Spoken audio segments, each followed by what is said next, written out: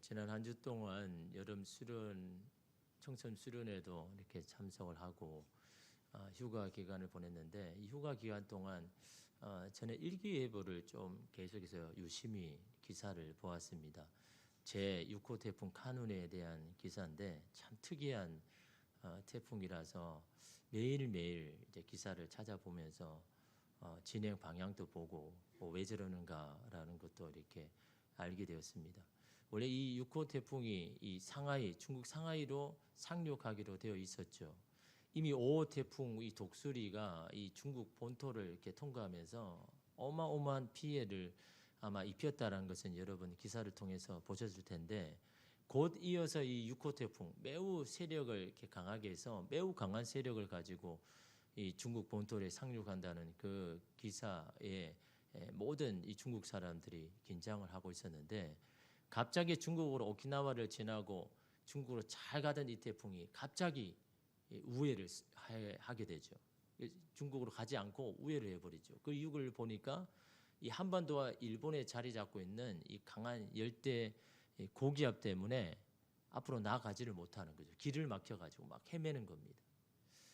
이 강력한 여름 태풍도 이 열대 고기압이라는, 아마 이 모든 것을 이렇게 덮고 있는 것에 대해서 어떻게 할 수 없는 이 카눈을 보게 되는데, 이 태풍이 어떻게 합니까? 앞에 가로막히니까 제자리에 계속 있죠. 정체합니다. 며칠을 이렇게 있는지 모릅니다. 그러다가 어떻게 합니까? 열대 고기압이 약해질 때만 기다리는 거죠. 왜냐하면 그게 이제 길을 이렇게 만들어내니까. 그러다가 이제 어떻게 합니까? 이 태풍이 우회를 점점 하더니 한 번 갔던 지나와서, 그래서 이 카눈이 한 번 지나갔을 때 오키나와 여러분 모습을 보셨습니까? 오토바이가 나무에 걸리고요, 이 차가 완전 뒤집어지고, 매우 굉장한 강력한 태풍이었는데, 한 번 지나왔는데 다시 우회를 해가지고 다시 그 오키나와 쪽으로 이렇게 향하였다는 것을 이렇게 기사를 이렇게 보게 됩니다. 한번 여러분 태풍이 지나가는 것도 그런데 다시 또 여러분 며칠 지나가지고 다시 들어가니까 얼마나 큰 피해가 여러분 있겠습니까? 뭐 남의 나라 이야기니까 뭐 든든하지만 또 이 태풍이 우리나라 쪽으로 이렇게 북상할 수도 있다고 이야기를 하죠. 저는 이 태풍의 이 기사를 유심히 보면서 우리의 신앙도 한번 측면에서 한번 보게 됩니다. 그래서 여러분 어떤 것을 보든 내 신앙, 말씀과 자꾸 이렇게 견주어서 이렇게 보셔야 되는 겁니다. 그냥 뭐 그런 기사가 있었다가 아니라 그 기사를 통해서 우리가 뭘 깨달아야 될까? 저는 그 기사를 한 주 동안 계속 보면서 이게 정치를 하게 되면 그 정치하는 것으로 끝나는 것이 아니라 주변에 많은 피해를 입히는구나라는 것을 이렇게 보게 됩니다. 한 번 해서 지나가면 괜찮은데 계속해서 이런 그 자리에 있으면요, 거기에 있는 그 사람, 그 주변에 있는 거기에 있는 뭐 섬이나 여러 나라들은요 막대한 피해를 여러분 입힌다라는 거죠. 어느 벽에 막혀서 우리의 신앙이 성장하지 못하면 우리 또한 그렇다라는 겁니다. 성장하지 못하고 정체하면 나만 손해가 아니라 주변에도 많은 피해를 입힌다라는. 반면에 내가 신앙에서 성장을 하게 되면 나뿐만 아니라 주변에 많은 영향을 끼칠 수 있다라는. 그러기에 우리는 반드시 신앙에 있어서 성장해야 되겠구나, 변화되어야 되겠구나. 가만히 정체해서는 나만 손해가 아니라 나와 함께하는 모든 사람에게도 좋지 않은 영향을 끼칠 수 있구나라는 것을 보게 되었습니다. 여러분, 우리는 변화한다라는 말을 쓰기보다 변화된다라는 말을 더 자주 사용하죠. 왜 그랬을까요? 스스로 변화한다는 것은 거의 불가능하기 때문에. 내가 변화되려고 막 노력합니다. 근데 그대로 나중에 되기는 거의 불가능하죠. 똑같이 또 돌아옵니다. 변화는 되어져야 되는 거죠. 누군가에 의해서든 무언가에 의해서든 영향을 받아서 일어나는 것이 바로 이 변화라는 겁니다. 어떤 사람에게 깊은 감명을 받아서 변화되려고 마음을 먹거나 어떤 엄청난 사건을 만남으로 마음과 생각이 변화될 수밖에 없든지, 누군가에 의해서 무엇에 의해서 변화가 되어지는 겁니다. 그런데 분명한 것은 변화되기 원하는 갈망, 원함은요, 먼저 내게 있어야 된다. 그런 갈망이나 소망이 없으면 그 시작도 하지 못한다라는 거죠. 변화에 대한 것을 원하지만 그 강한 이 갈망이 없으면요, 변화하고 싶어도 할 수가 없다라는 거죠. 변화에 대한 필요성, 동기가 분명히 있어야 하는 겁니다. 왜 변화되어야 하는지, 왜 지금보다 더 나은 사람이 되어야 되는지에 대한 분명한 동기가 이런 필요하다라는 거죠. 변화되지 아니하는 우리 때문에 누군가는 상처를 받고 누군가에게는 이런 방해물이 되는 겁니다. 변화되지 않는 우리 때문에 가장 먼저는 하나님이 우리에게 하시고자 하는 계획하신 일들을 가로막는 장애물이 된다는 거죠. 하나님은 우리의 가정을 하나님의 나라가 임하는 하나님의 뜻을 이루는 가정이 되기를 원하는데 변화되지 않는 나 자신으로 인해서 그 계획이 정체되고 있다는 것을 우리는 기억해야 한다는 겁니다. 하나님은 내가 살아가는 현장에서 하나님의 뜻을 나타내기를 원하시는데 변화되지 아니하는 우리의 언어와 행동으로 인해서 하나님의 뜻이, 하나님의 영광이 가리고 있다는 것을 우리는 명심해야 된다는 거죠. 여러분, 그만큼 하나님 우리를 통해서 일하기를 원하시고 우리에 대한 기대가 크다라는 거죠. 하나님은 그런 우리를 기대하시기에 우리를 부르신 겁니다. 여러분, 하나님의 부르심을 받았습니까? 여러분, 이것조차 모르면 안 되는 겁니다. 하나님께서 저와 여러분 부르셨기 때문에 이 자리에 있는 겁니다. 하나님의 부르심 따라 이곳에 온 겁니다. 그렇다면 여러분, 부르심에 합당한 삶을 우리가 살아야 되는 겁니다.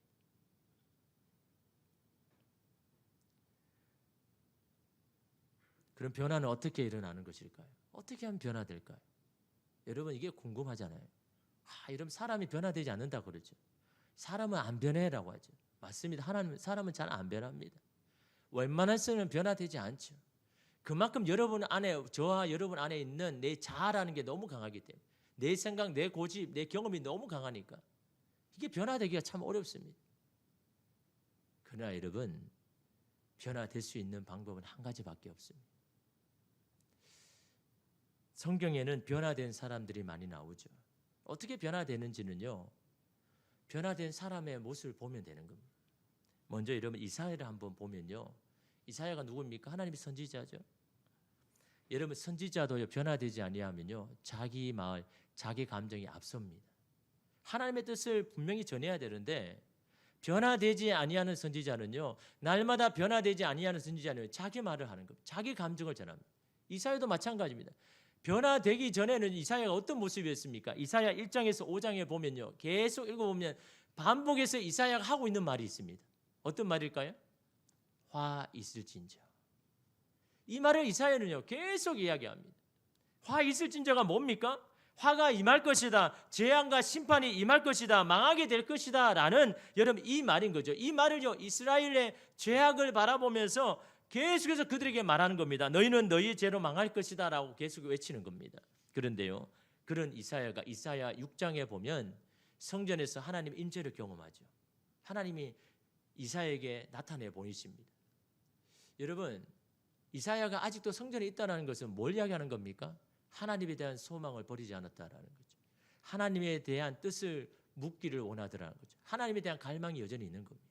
그리고 성전에 있는 거죠. 하나님, 이스라엘 백성들을 보니까 전혀 가망이 없습니다. 희망이 없습니다. 저들이 하고 있는 것을 보면 도무지 하나님 앞에 돌아올 가능성은 전혀 없습니다라고 그냥 마음을 닫아버렸다 그러면요, 성전에서 이런 하나님 앞에 기도할 이유가 없잖아요. 그렇지 않습니까? 그래도 하나님은 소망이 있습니다. 하나님은 그렇게 하실 줄 믿습니다. 하나님에 대한 갈망이 있으니까 여러분 그 자리에 있는 겁니다. 그 성전에서 엎드려서 하나님 어떻게 하면 좋겠습니까? 라고 하나님의 뜻에 대한 묻기 때문에 여러분 그런 이사야에게 하나님께서 나타나셨죠. 이사야 6장에 여러분 나타나신 그 하나님 인재를 경험한 이사야가 어떻게 변했습니까? 가장 먼저 그가 한 말이 있습니다. 이사야 6장 5절에 보니까 그때에 내가 말하되 화로다 나여 망하게 되었도다. 화로다는 지금까지 이스라엘 백성을 향하여 외쳤거든요. 야, 너희 그 죄악 때문에 너 망할 거야, 너 죽을 거야 라고 했는데 하나님 임재를 경험하니까 이사야가 어떻게 합니까? 화로다, 죽게 생겼다. 뭐가요? 내가 지금 망하게 됐다. 내가 지금 죽게 생겼다. 남의 문제가 아닌, 이스라엘이 문제가 아닌 겁니다. 내가 먼저 죽게 생겼다라는 겁니다. 하나님 임재를 경험하니까.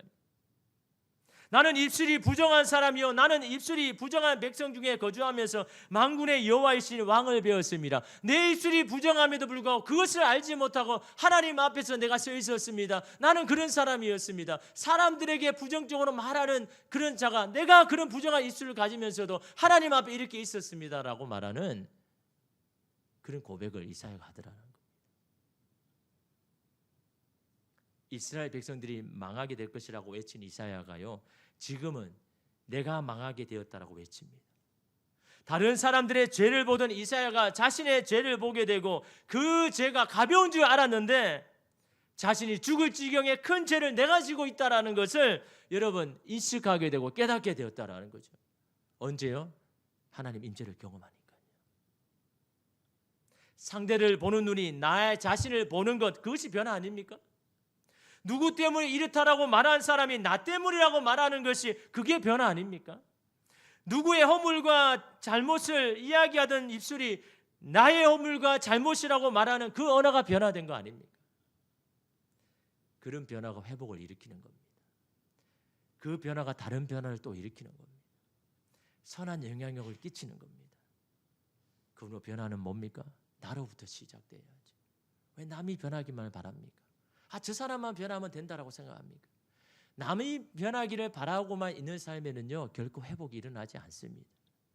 왜 그렇습니까? 변화는요 우리 자신부터 하나님 시작하기를 원하니까, 나를 통해서 하나님 일하기를 원하시니까. 나는 자꾸 안 변하고 남만 변하기를 원하는데 하나님의 뜻이 이루어지겠습니까? 하나님은 먼저 내가 변화되기를 원하고 내가 달라지기를 원하는 것. 여러분 이사야가 이렇게 변화된 요인이 뭘까요? 하나님 분명히 부르심 받은 선지자였습니다. 그런 불구하고 여전히 여러분 자기를 보지 못하고 남을 계속 봅니다. 그러나 여러분 하나님의 임재를 경험하니까 자기 자신을 보게 됩니다. 왜요? 하나님의 임재 가운데는요 거룩한 두려움이 임하기 때문에 그 두려움이요 이사야로 하여금 자기 자신을 보게 합니다. 그 두려움이요 자기의 모든 언어와 행동들을 변화시킵니다. 그래서 여러분 하나님 말씀하죠. 변화된 이사야를 향해서 뭐라고 말합니까? 내가 누구를 보내며 누가 우리를 위하여서 갈 거라는 하나님의 질문에 이사야가 뭐라고 대답합니까? 내가 여기 있나이다. 나를 보내셔서 자원하는 마음으로 자기를 보내달라고 여러분 그렇게 고백하는 겁니다. 이게 이런 변화된 행동이고 모습 아닙니까? 하나님의 임재를 경험하는 자는요 삶이 달라집니다. 하나님의 임재를 경험한 사람은 하나님의 마음을 알고 그 뜻을 이루는데 자신의 삶을 드리는 겁니다. 헌신하기를 기뻐하고 희생하기를 주저하지 않습니다. 여러분 그것을 우리가 주저한다면요 하나님 임재를 경험하지 못하는 겁니다. 하나님 임재는요 날마다 우리가 경험해야 되는 거예요. 한번 그냥 10년 20년 전에 경험한 것 그거는요 하나님께한테 우리가 떠나지 못하도록 붙들고 있지만요 내 삶을 변화시키는 건 아닙니다. 매일매일 하나님 임재를 경험해야 되는 거죠. 그 임재 앞에 나아가야 되는 겁니다. 그 거룩한 두려움이 내 삶을 변화시키기 시작하는 겁니다. 여러분 오늘 말씀은 예수님의 제자인 빌립의 질문에 대한 예수님의 답이고 또한 야곱의 아들인 유다의 질문에 대한 답을 하시는데 똑같은 말을 하시는 겁니다. 8절에 보니까 빌립이 이르되 주여 아버지를 우리에게 보여주옵소서 그리하면 족하겠나이다. 예수님 하나님을 보여주십시오. 그것으로 우리는 바라는 것이 없습니다. 하나님만 보면 죽어도 여한이 없습니다라고 빌립이 그렇게 말하거든요. 왜냐하면 자기 하나님을 만나지 못하겠으니까. 하나님의 임재를 경험하지 못했으니까. 근데 예수님의 답이 뭡니까? 야 나를 보면서 왜 하나님 보여달라고 하느냐. 나를 보면 하나님을 본 거다. 나의 뜻이 곧 하나님의 뜻이다 라고 말씀하는 겁니다. 근데 너는 왜 그 나를 통해 하나님을 보지 못하느냐? 하나님의 뜻을 알지 못하느냐? 왜 그렇다고 여러분 예수님이 대답하십니까? 여러분 21절 말씀에 이렇게 말합니다. 나의 계명을 지키는 자라야 나를 사랑하는 자니 나를 사랑하는 자는 내 아버지께 사랑을 받을 것이요 나도 그를 사랑하여 그에게 나를 나타내리라. 여기서 여러분 나타내리라라는 이 말은요 헬라어 단어로 엠파니조인데요 자신을 친밀히 알고 이해할 수 있도록 겉으로 보이게 하다 다시 말하면요, 누구나 다 할 수 있도록 겉으로 보이신다는 거죠. 예수님 나타내신다는 이 말은요, 그냥 이성적으로 아니면 감정적이 아닙니다. 예수님이 어떤 분이신지를 아주 자세히 알 수 있도록, 이해할 수 있도록 실제로 보여주신다는 거죠. 이게 바로 임재 아닙니까? 우리의 머리와 오감으로 알 수 있게 하나님을 자신을 드러내시는 것, 이게 이름 임재 아닙니까? 이 임재를 누구에게요? 예수님을 사랑하는 자에게. 여러분, 사랑은 뭡니까? 관심이죠. 사랑은 관심을 나타내는 겁니다. 여러분, 사랑하지 않는데 관심을 나타냅니까? 아니죠. 사랑하면요, 관심을 나타냅니다. 그 사람의 마음을 알기를 원합니다. 여러분, 예수님께서 이 비례하게 하신 말씀이 뭡니까? 넌 하나님을 알기를 원하는데 그 하나님에 대한 관심이 있느냐? 하나님에 대한 마음이 있느냐? 하나님을 사랑하는 자는, 하나님께 관심 있는 자는 다 하나님을 볼 것이다. 내가 그에게 나타낼 것이다. 나의 모든 생각과 뜻을 알려줄 것이다. 그 말씀을 하는 겁니다. 이번 청소년 여름 수련회를 위해서 우리가 기도했죠. 제가 기도한 건 다른 게 아닙니다. 하나님, 이 수련을 통해서 하나님을 경험하고 만나게 해주십시오. 왜냐하면 제가 고2 때 여름 수련을 통해서 하나님을 경험하고 만났거든요. 그 후에 내 삶이 달라졌거든요. 내 삶을 하나님 앞에 드리기를 작정했거든요. 저는 모태신앙 아닙니까? 어릴 때 부모님이 손잡고 교회를 나왔습니다. 말씀을 많이 알아도 하나님을 경험하지 못하니까요, 실제 하신 하나님에 대해서 여러분 이해하기도 믿기도 어려운 겁니다.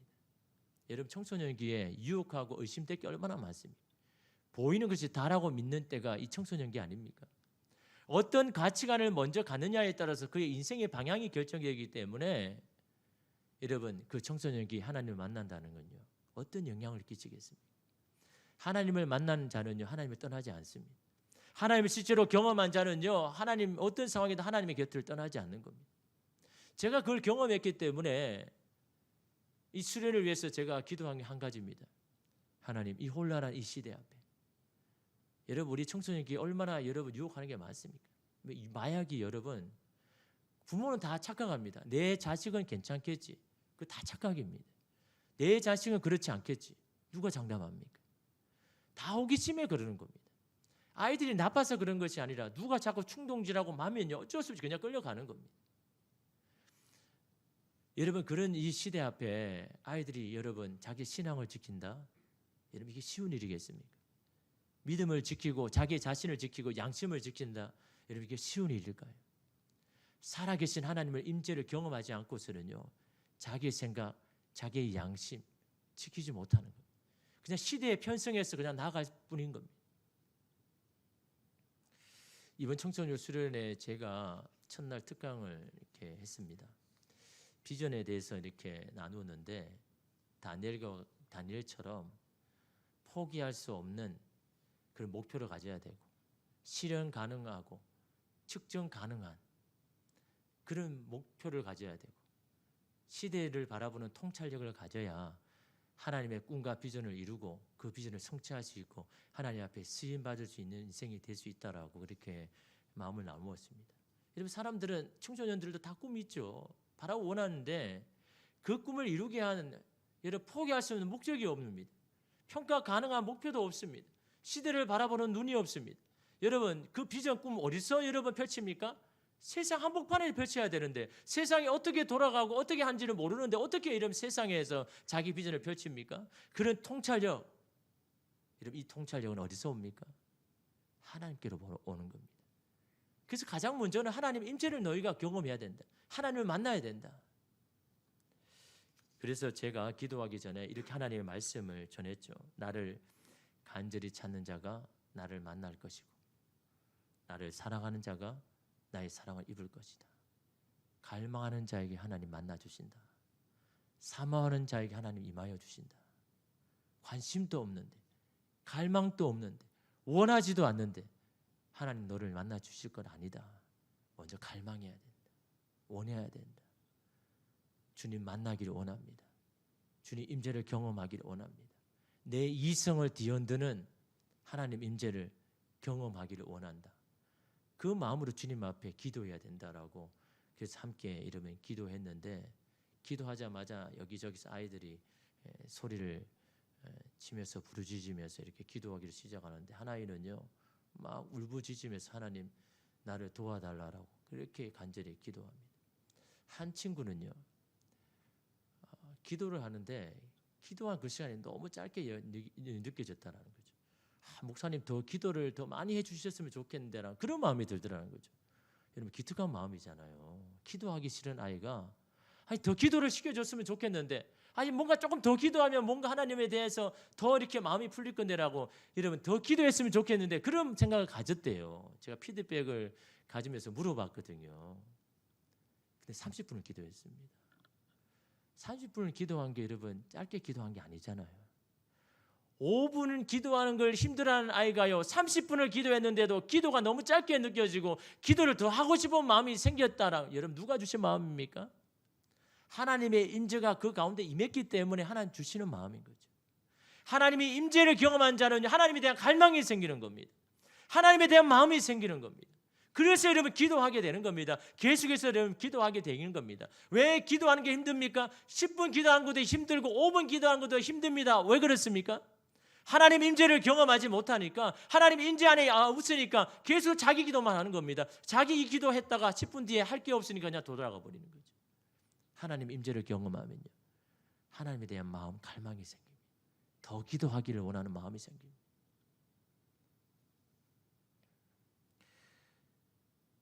하나님의 임재를 경험한 사람에게 하나님에 대한 두려움이 생깁니다. 여러분 이 두려움과 무서움의 차이가 뭘까요? 무서움은요 숨길 것이 있는 사람이 가지는 마음입니다.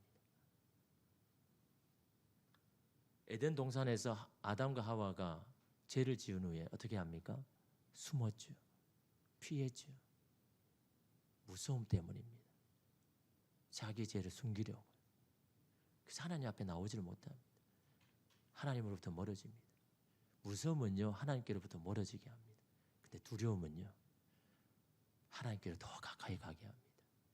왜 그럴까요?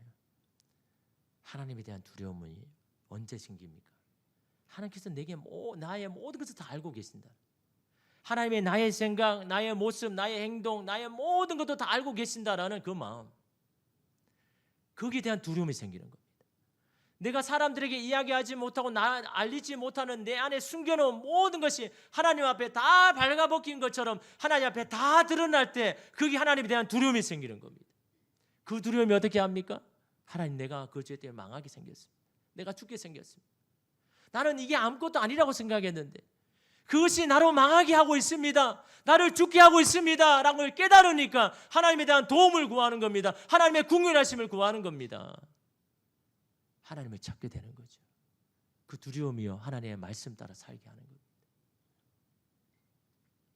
하나님에 대한 두려움에 대해서 존 비비어는요 이렇게 말합니다. 하나님을 두려워하는 것은 다른 누구 혹은 무엇보다도 그분을 존경하고 공경하고 흠모하는 것이다. 하나님을 두려워하는 것은 그분의 마음을 품게 한다. 그분이 사랑하시는 것을 사랑하고 그분이 미워하시는 것을 미워하게 된다. 이게 하나님에 대한 두려움이다라는 거죠.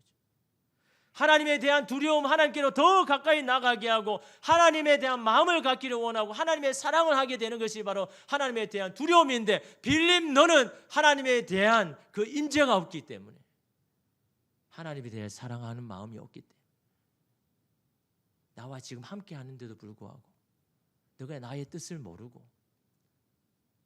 나를 보며 하나님을 발견해야 되는데 그렇게 하지 못한다라고 그렇게 이야기하죠. 여러분 이에 야곱의 아들인 유다가 이렇게 질문합니다. 22절에 보니까 가룟인 아닌 유다가 가룟 유다가 아니라는 거죠. 주여 어찌하여 자기를 우리에게 나타내시고 세상에는 아니하려 하시나이까 라고 이야기합니다. 무슨 말입니까? 하나님 우리에게는 이렇게 나타내시면서 왜 사람들에게는 당신이 누구인지는 안 나타냅니까? 나타내면 사람들이 당신의 이 명성을 알고 하나님께로 더 믿고 주님께로 돌아오고 많이 사람들 올 텐데 왜 세상에 안 알립니까? 라는 그런 질문하죠. 유다가 여러분 이런 질문한 이유는 다른 게 아닙니다. 다른 제자들은 예수님이 지금 하시는 말씀을 다 이해하는 것 같은데 왜 저는 이해하지 못할까요? 왜 저는 예수님에 대한 그 말을요 이해할 수가 없을까요? 라는 그런 의문을 가지고 지금 유다가 말한 겁니다. 다른 사람 이야기하면서요. 여러분 어떤 사람이 그런 거죠. 자기가 알고 싶으면서 다른 사람이 알고 싶은 것처럼 그렇게 이야기하는 사람 있잖아요. 그렇잖아요. 이 유다도 마찬가지입니다. 자기가 지금 이해 안 되는데 세상이 이해 안 되는 것처럼 지금 그렇게 이야기를 하고 있는 겁니다. 여러분 거기에 대해서 예수님은요 이런 말씀하죠. 23절에 보니까 예수께서 대답하여 이르시되 사람이 나를 사랑하면 내 말을 지키리니 내 아버지께서 그를 사랑하실 것이요 우리가 그에게 가서 거처를 그와 함께 하리라. 똑같은 말씀을 앞에서 합니다. 사람이 나를 사랑하면 내 말을 지킬 것이다. 말씀대로 살려고 막 할 것이다. 그런 자를 하나님이 사랑하실 것이고 우리도 그와 함께 동행하고 함께 할 것이다 라고 그 말씀하시죠. 또한 24절에 보시죠. 나를 사랑하지 아니하는 자는 내 말을 지키지 아니하나니 너희가 들은 말은 내 말이 아니요 나를 보내신 아버지의 말씀이다 라고 말씀합니다. 결국 무슨 말입니까? 나를 알지 못하는 것은 너희의 책임이다. 바로 너에게 책임이 있다라는 거예요. 주님은 다 나타내 보이기를 원하시는데 세상이 원하지 않고 너가 원하지 않기 때문이다라고 말씀을 하는 겁니다. 예수님은 세상을 사랑하고 있지만 세상은 예수님을 사랑하고 있지 않기 때문에 예수님은 나에 대한 관심이 있으신데 우리는 하나님에 대한 관심이 없기 때문에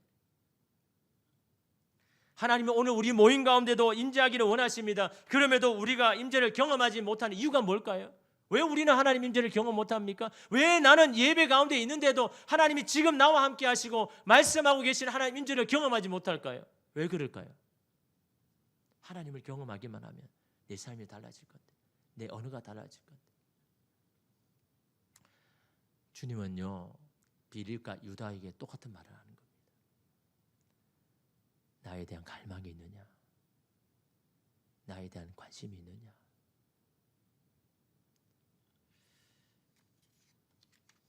가정이 잘 되기를 원하지만 가정을 향한 하나님의 뜻에 대한 관심이 있느냐? 내 삶이 잘 되기를 원하지만 내 삶을 향한 하나님의 뜻에 대한 관심이 있느냐? 나는 회복되고 새로워지기를 원하면서 나를 향한 하나님의 계획에는 너희가 관심이 있느냐? 지금 그걸 물어보시는 거예요. 여러분, 저와 여러분 나에 대한 관심만 있잖아요. 내가 원하는 것만 관심이 있잖아요. 정작 하나님께서 나를 향한 하나님에 대한 뜻에 대한 관심이 있습니까? 저와 여러분을 향한 하나님의 놀라운 계획에 대한 관심이 있습니까? 관심이 있다면 내가 너에게 나타낼 것이다. 알려줄 거다. 너에게 보여줄 거다. 그 말씀을 하는 겁니다. 예수님과 함께 지금 동행하고 먹고 마시면 해도 제자들은 어떻습니까? 하나님에 대한 뜻을 알지 못하고 하나님의 말씀을 깨닫지 못하는 이유가 뭡니까? 그들의 관심이 예수에게 있는 게 아니라 세상에 있기 때문에 자기 자신에게 있기 때문에 함께해도 여러분 그 예수님이 어떤 마음을 가진지 알지 못하는 겁니다. 신앙생활 30년 40년 해도 하나님에 대한 관심과 하나님의 뜻에 대한 관심이 없으면요 하나님에 대해서 알 수 없는 겁니다. 존 비비어 목사님이요 거룩한 두려움이라는 책에서 이런 간증을 했습니다. 1997년 1월에 브라질 수도에서 모든 전국에 있는 사람들을 모아서 신앙 집회를 가지는데 거기에 이 강사로 초청을 받았습니다. 큰 경기장에 들어가 보니까 이미 수천 명의 사람들이 이미 모여 있고 이 찬양팀도 브라질 전역에 가장 잘한다는 찬양팀이 하나님 앞에 찬양하니까 이 존 비비어가요 기대함이 있었죠. 이렇게 많은 사람들이 이렇게 이 잘하는 찬양팀이 함께 이렇게 찬양을 한다면 얼마나 하나님께서 임재하실까, 하나님께서 이 능력을 베푸실까라는 그런 기대감으로 이 경기장 안에 딱 들어가는데 도무지 거기 하나님 임재를 느끼지를 못하겠다는 거죠. 그래서 자리에 앉아서 잠시 기도했습니다. 성령님 도대체 어디에 계십니까? 이 수천 명 가운데도 이 찬양하는 이 찬양 가운데도 성령님을 느낄 수 없습니다. 성령님 도대체 어디 계십니까? 라고 기도하고 눈을 떴는데 보이지 않던 모습들이 보이기 시작합니다.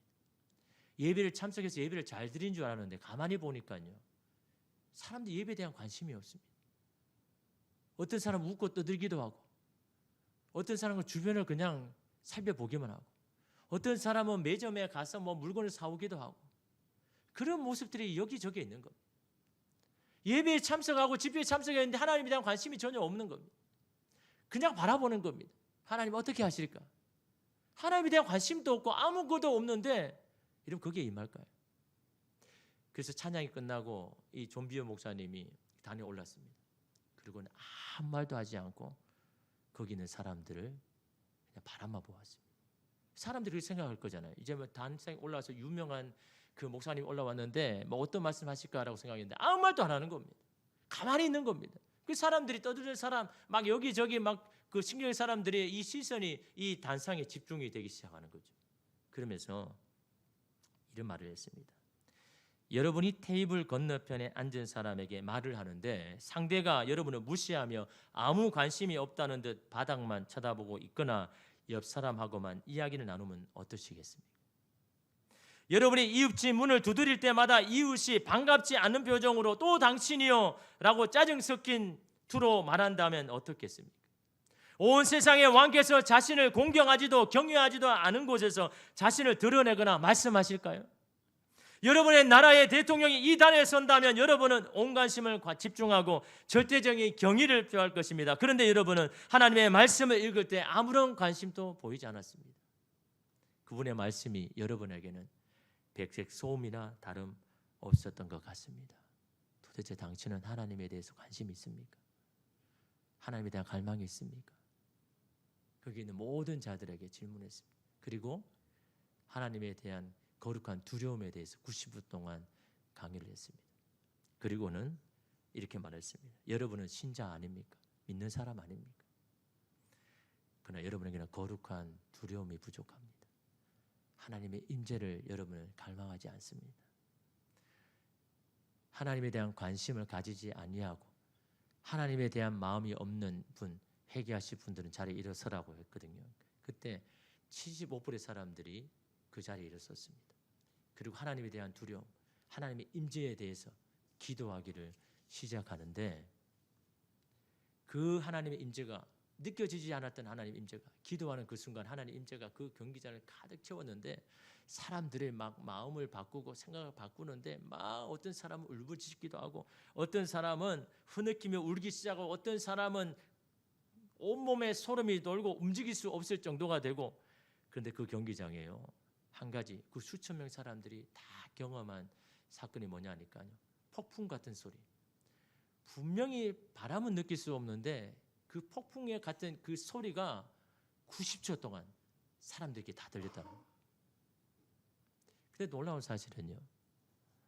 경기장 밖에 있었던 보안 요원들과 경찰관들이 너무 깜짝 놀라가지고 경기장 안에서 들리는 이 폭풍과 같은 소리 막 휘몰아치는 그 소리가 90초 동안 이렇게 들리니까요.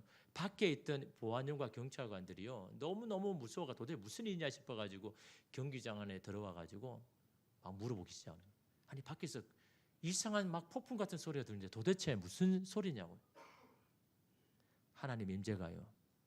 수천 명이 있는 모든 사람에게 다 나타냈습니다. 하나님 바로 여기에 살아계시다. 그 임재를 경험하니까요. 수많은 사람들이 하나님 앞에 자신의 삶을 결단하고 하나님 앞에 자신의 마음을 드리기를 결정하고 그 집회에 참석한 모든 사람들이 20년 후에 다시 이 존 비병 만나는데 그날 이후로 내 삶이 이렇게 바뀌었습니다. 이렇게 달라졌습니다. 하나님의 임재를 경험한 사람은요 달라지게 되어 있습니다. 변화되게 되어 있습니다.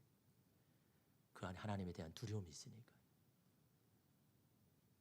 그 두려움이요 언어를 바뀌고 마음을 바꾸고 생각을 바꿉니다. 여러분 오늘 이 시간에도 하나님 임재하기를 원하시죠. 그 임재를 가로막는 게 누구입니까? 바로 우리 자신입니다.